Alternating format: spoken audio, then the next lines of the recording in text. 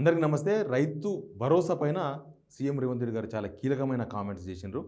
రైతు భరోసా ఎప్పుడు అనేది ఇప్పటికే చాలా చర్చ ఉంది. మనకు లోక్సభ ఎలక్షన్స్ ముందు నెక్స్ట్ వానాకాలానికి రైతు బంధు వస్తుందని చెప్పిండ్రు. రైతు భరోసా వస్తుందని చెప్పిండ్రు. ఇక రైతు బంధు అయితే మొన్నటిదాకా చూసినాం కదా, యాసంగిది పంట చేతికి వచ్చే టైంలో కొంతమందికి రైతు బంధు వచ్చింది. ఇప్పుడైతే నేను చేసిన కామెంట్స్ ఏంటంటే, అసెంబ్లీలో చర్చ తర్వాతే రైతు భరోసాపై నిర్ణయం. అన్నం పెట్టి రైతు ఆనందంగా ఉండేలా చూడడమే తమ ప్రభుత్వ లక్ష్యమని రేవంత్ తెలిపారు. సమస్యల పరిష్కారం కోసం రైతు కూలీ సంఘాలతో మీటింగులు నిర్వహిస్తాం. పంట పెట్టుబడి గిట్టుబాటు ధరలపై ఎప్పటికప్పుడు చర్చిస్తాం. ధరణి కమిటీ రిపోర్ట్ అందజేయగానే భూ సమస్యల పరిష్కారం కోసం తీసుకోవాల్సిన చర్యలపై ఆలోచిస్తాం. అసెంబ్లీలో అన్ని విషయాలు చర్చించి అవసరమైతే కొత్త రెవెన్యూ చట్టం తీసుకొస్తాం. రైతులు పండించిన అన్ని పంటలు ప్రభుత్వమే కొనుగోలు చేసేలా చూస్తాం.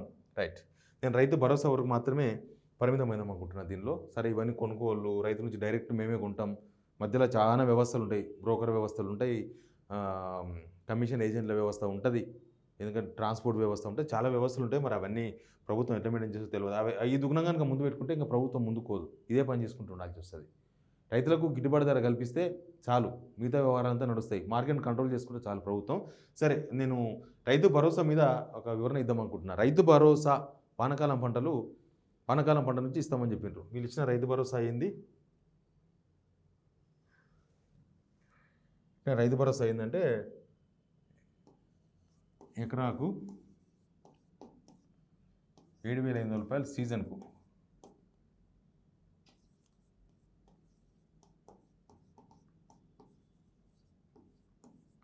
ఇది వానాకాలం నుంచి ఇస్తామని చెప్పారు. దీనికోసమని ఇప్పుడు అసెంబ్లీలో చర్చిస్తారంట. అసెంబ్లీలో చర్చ పెట్టి ఎవరికి ఇవ్వాలి, రైతు, కౌలు రైతు, ఈ కన్ఫ్యూజన్ కాంగ్రెస్లో ఉంది. కాంగ్రెస్లోనే కన్ఫ్యూజన్ ఉంది. అదేం క్లారిటీ లేదు వాళ్ళకు. రైతుకి ఇస్తామన్నారు, కౌలు రైతుకి ఇస్తామన్నారు, కూలికి ఇస్తామన్నారు. కూలికి వస్తే పక్కన పెడితే రైతు, కౌలు రైతుల్లో ఎవరికి ఇవ్వాలి? కౌలు రైతుకి ఇస్తే రైతు ఒప్పుకోడు, రైతుకి ఇస్తే కౌలు రైతు ఉన్నాడు. మళ్ళీ ఈ రెండు ఎట్లా మేనేజ్ చేస్తారు, ఎట్లా ఈక్వల్ చేస్తారో తెలియదు. అయితే ఓకే, అది ఇచ్చినప్పుడు మాట్లాడదాం మళ్ళీ. అయితే ఇప్పుడు వచ్చిన లొల్లి ఏంటంటే 700 రూపాయలు అసెంబ్లీలో చర్చించి ఇస్తామన్నారు. అసలు అసెంబ్లీలో అసెంబ్లీ సమావేశాలు ఎప్పుడున్నాయి తెలుసా? అసెంబ్లీ సమావేశాలు కేంద్రంలో కొత్త ప్రభుత్వం వచ్చిన తర్వాత వాళ్ళు ఫుల్ బడ్జెట్ సమావేశాలు పెడతారు. మొన్న ఎలక్షన్స్ కన్నా ముందు ఓటాన్ అకౌంట్ బడ్జెట్ పెట్టినారు, జస్ట్ 3 months కోసం క్వార్టర్ బడ్జెట్ పెట్టినారు. ఇప్పుడు ఫుల్ బడ్జెట్ పెడతారు. కేంద్రంలో రాష్ట్రాలకు ఏ కేటాయింపులతో చూసుకున్న తర్వాత రాష్ట్రాలు కూడా ఫుల్ బడ్జెట్ పెడతాయి. ఈవెన్ మన రాష్ట్రంలో కూడా మొన్న పెట్టింది ఓటాన్ అకౌంట్ బడ్జెట్ జస్ట్ 2-3 నెలల అడ్జస్ట్మెంట్ కోసమే, ఫుల్ బడ్జెట్ కాదు. కేంద్రంలో ఎప్పుడు పెడతారు? ఇప్పుడు జూన్ 4 రిజల్ట్, జూన్ ఎండింగ్కు కొత్త ప్రభుత్వం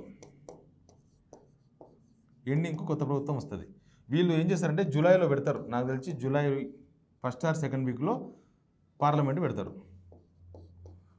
ఇంకా ఎక్కువ రోజులు పెడతారు ఎవరు గవర్నమెంట్ వచ్చిన తర్వాత జూలై ఎండింగ్ వరకు బడ్జెట్ పెడతారు కదా. July 1st week 2nd week budget పెడితే మన దగ్గర ఎప్పుడు పెట్టాలి? అసెంబ్లీ పెట్టాలి. అసెంబ్లీ పెట్టేది ఎప్పుడు? జూలై. మన దగ్గర కూడా జూలైలో అసెంబ్లీ సమావేశాలు పెడితే ఈయన అక్కడ చర్చిస్తారంట. అక్కడ చర్చించాలి, రైతు భరోసా ఎవరికి ఇవ్వాలనే దాని మీద చర్చ పెట్టాలి. అవసరమైతే అఖిలపక్ష సమావేశం పెడతామన్నారు. ఇవన్నీ జూలై ఎండింగ్లో అవుతాయి. అసలు ఈ చర్చలు జూలై ఎండింగ్ అవుతుంది వ్యవహారం అంతా కూడా. జూలై ఎండింగ్ అనే వరకు వానాకాలం పంట ఆగాలి. ఇప్పుడు ఆనవట్టాలి, వానలు పడకుండా ఆనవట్టాలి, ఇట్లా కొండకు పెట్టాలి చేతులు. యాక్చువల్గా వానాకాలం పంట మనకు జూన్తో స్టార్ట్. జూన్ 1st week నుంచి వర్షాలు పడతాయి. జూన్ 1st week అంటే ఇదేంటి, ఆల్రెడీ మే 15 తారీఖు వచ్చేసినాం. ఇంకొక 15 రోజులు అయితే వర్షాలు స్టార్ట్ అవుతాయి. ఆల్రెడీ వాతావరణ శాఖ చెప్తూనే ఉన్నారు, ఇంకొక 3 వారాలు మ్యాక్సిమం వానాకాలం వచ్చేస్తుంది, టైంకు వానలు పడతాయి తెలంగాణలో అని. టైంకు వానలు అంటే జూన్ 1st weekలో మనకు వర్షాలు వస్తాయి. జూన్ 1st weekలో వర్షాలు వస్తే జూలై అసెంబ్లీలో చర్చిస్తారంట వీళ్ళు రైతు భరోసా ఇవ్వాలని. ఇచ్చే ఉద్దేశం ఉందా? ఇస్తారా అసలు రైతు భరోసా? అసలు రైతు బంధు అని కాకుండా రైతు భరోసా కాకుండా ఏది రాదేమో అనిపిస్తుంది ఈ లెక్కలు చూస్తుంటే. ఇదంతా ఎప్పుడో వేయాల్సిందే. మొన్న అసెంబ్లీ సమావేశాలు పెట్టి ఏంటో చర్చలు చేశారు కదా, అప్పుడే రైతు భరోసా మీద చర్చలు జరిపితే ఒక క్లారిటీ వచ్చేది. ఎవరికి ఇస్తారు? రైతులకు ఇస్తారా, రైతు కూలీలకు ఇస్తారా, మధ్యలో ఉన్న కౌలు రైతులకు ఇస్తారా? క్లారిటీ వచ్చేది.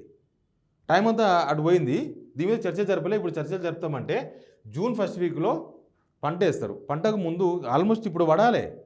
వానాకాలం పంటకు రైతు భరోసా ఇప్పుడు పడాలి. ఇప్పటి నుంచి స్టార్ట్ అయితేనే కదా ఈ 15 రోజుల్లో ఒక్కొక్క ఎకరా 2 ఎకరాలు 3 ఎకరాలు అడ్జస్ట్ చేసుకుంటూ పోతే అందరికి వస్తుంది. వానలు పడే టైంకు కరెక్ట్గా విత్తనాలు వేసుకున్న టైంకు రైతు భరోసా చేతికి అందుతుంది. అసలు రైతు భరోసా కాన్సెప్ట్ ఏంది? రైతు భరోసా అయినా రైతు బంద్ అయినా కాన్సెప్ట్ పెట్టుబడి సహాయం అది. పెట్టుబడి సహాయం ఏదో రైతులకు ఉదారంగా ఇస్తున్నట్టు ప్రభుత్వాలు ఫీల్ కాకూడదు. ఏ ప్రభుత్వం కూడా రైతులకు ఏదో ఇచ్చి పడేస్తున్నాం, బిచ్చమేస్తున్నట్టు ఫీల్ కావద్దు. రైతులకు పెట్టుబడి వాళ్ళ సహాయం కోసం వాళ్ళు అక్కడ ఇక్కడ అప్పులు తీసుకొచ్చుకొని, లేకపోతే లోకల్‌లో ఉండే సేటుతోన అప్పు చేసుకొచ్చుకొని, లేకపోతే బ్యాంకుల పొడి ఉరికిపోయి, బ్యాంకులు కూడా ఇప్పుడు ఇయ్యరు. ఆల్రెడీ లోన్‌లన్నీ అన్నీ టైట్ అయిపోయినాయి అక్కడ. వీళ్ళు రుణమాఫీ చేయలే కాబట్టి. ప్లస్సు లేకపోతే ఇంకేదో బంగారం కుదబెట్టుకొని తెచ్చుకొని, ఇంకేదో చేసుకొని, ఒకటికి ₹10 ఇంట్రెస్ట్ తీసుకొచ్చుకొని అట్లా ఉండొద్దు. రైతు భరోసా అంటే కనీసం ఒక 70 వీళ్ళిచ్చే ఏ గవర్నమెంట్ ఇచ్చినా ఇచ్చే ₹700తోన కూడా ఎకరాకి ₹700 పెట్టుబడి కూడా సరిపోదు నిజానికి. ఎనీవే ప్రభుత్వాలు ఇంతో అంతో సాయం చేస్తున్నాయి. అప్రిషియేట్ చేయాలి మనం. ఆ సహాయం అనేది టైంకి అందాలి. టైంకి అందకపోతే ఇక నువ్వు వానాకాలం మొత్తం అయిపోయినాక ఇప్పుడు యాసంగిలో మొత్తం అయిపోయినాక వానాకాలం పంట మొత్తం అయిపోయినాక ఇచ్చిరనుకో అప్పటికే వాళ్ళు అప్పులపాలవుతారు. అప్పటికే అప్పులు తెచ్చుకుంటారు. అప్పటికే అంతా నడిచేంత నడుస్తుంటుంది. మళ్ళా రైతు ఫ్యామిలీ మళ్ళీ అప్పులోకి పోతుంది. కాబట్టి ప్రభుత్వం చేసే సాయం ఏదైనా సరే మనకు జూన్ ఫస్ట్ వీక్ లోపు సాయం చేయాలి.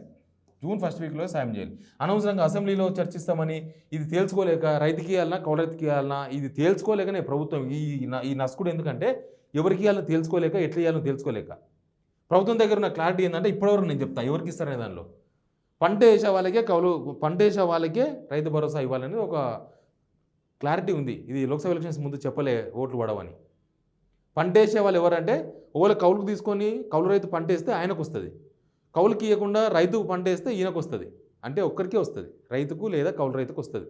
ఈ విషయాన్ని చెప్పలేక బయటికి ఓపెన్గా నసుకుతున్నారు. వానలు పడే టైం దగ్గర పడ్డది. ఆల్రెడీ చెడగొట్టు వానలు పడుతున్నాయి. కాబట్టి జూన్ ఫస్ట్ వీక్ లోపే ఈ రైతు భరోసా మీద క్లారిటీ తీసుకోవడం కాదు, డిస్ట్రిబ్యూషన్ స్టార్ట్ చేయాలి. మ్యాక్సిమం జూన్ సెకండ్ వీక్ లోపల అందరి చేతులకు పైసలు పోతేనే ఆ రైతు భరోసాకు కొంత సార్థకం. లేకపోతే అంతా అయిపోయిన తర్వాత ఇస్తే ఎందుకు? అప్పటికే అప్పులు అవుతారు, అప్పటికే ₹10 డ్రెస్ తీసుకొచ్చుకుంటారు రైతులందరూ కూడా. కాబట్టి ఈ అనవసరమైన ఈ నాన్సెన్స్ ఆఫ్ ఈ నుసుకుడు బంద్ చేసి ఇక్కడ ఈ వానాకాలం పంటకు వానాకాలం ముందే సహాయం చేయాలి. అదే దాని లక్ష్యం. రైతు భరోసా లక్ష్యం ఏంటి అంటే అదే. కాబట్టి ప్రభుత్వం అనవసరంగా ఇప్పుడు రేవంత్ రెడ్డి గారు చెప్పిన దాని ప్రకారం అయితే ఇది ఇచ్చేటట్టు లేరు. ఈ లెక్క ప్రకారం అయితే ఇది జూన్ ఫస్ట్ వీక్లో వచ్చేటట్టు లేదు. జూన్ ఫస్ట్ వీక్ లోపల ఇస్తలేదు కాబట్టి రైతులకు రాయించాలి. అది ఎందుకంటే అది రైతుల కష్టాల గురించి అందరికీ తెలుసు, అందరం రైతు బిడ్డలమే. అనవసరంగా ఈ విషయంలో మాత్రం ప్రభుత్వం కొద్దిగా అనవసరంగా తొందర క్లారిటీ తీసుకుంటే ఏదో ఒకటి చెప్పండి. కౌలు రైతులకు ఇస్తే కౌలు రైతులకు ఇస్తామని చెప్పండి, రైతులకు ఇవ్వాలి కూడా రైతులకు ఇస్తామని చెప్పండి. అది తేల్చలేక చెప్పలేక ఏం అర్థమవుతలేదు వాళ్ళకి. ఈడ ఉంది బయటికి రాదు మాట.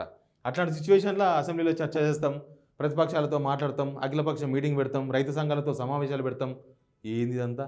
సాయం చేయరు నాయన అంటే సంఘాలతో మీటింగ్ పెట్టుకుంటే వస్తుంది. ఫస్ట్ సాయం చేయరు, తర్వాత మీటింగ్లు పెట్టుకోవాలని నేనైతే రైతుల తరఫున మాట్లాడుతున్నా. ఖచ్చితంగా ప్రభుత్వం వర్షాకాలం పంట సహాయం వానలు పడే లోపే వాళ్ళ చేతికి అందిస్తే వాళ్ళు విత్తనాలు తెచ్చుకుంటారు, లేకపోతే సాలు కొట్టుకుంటారు, లేకపోతే ఎరువులు తెచ్చుకుంటారు, గుండుగా కొట్టుకుంటారు. రకరకాల పనులు అందరికీ తెలిసిన వ్యవహారమే. కాబట్టి ప్రభుత్వం ఆ రకంగా సాయం చేయాలి. అనవసరంగా కుర్రలు పెట్టొద్దని మాత్రం నేను కోరుతున్నా. Please subscribe signal TV.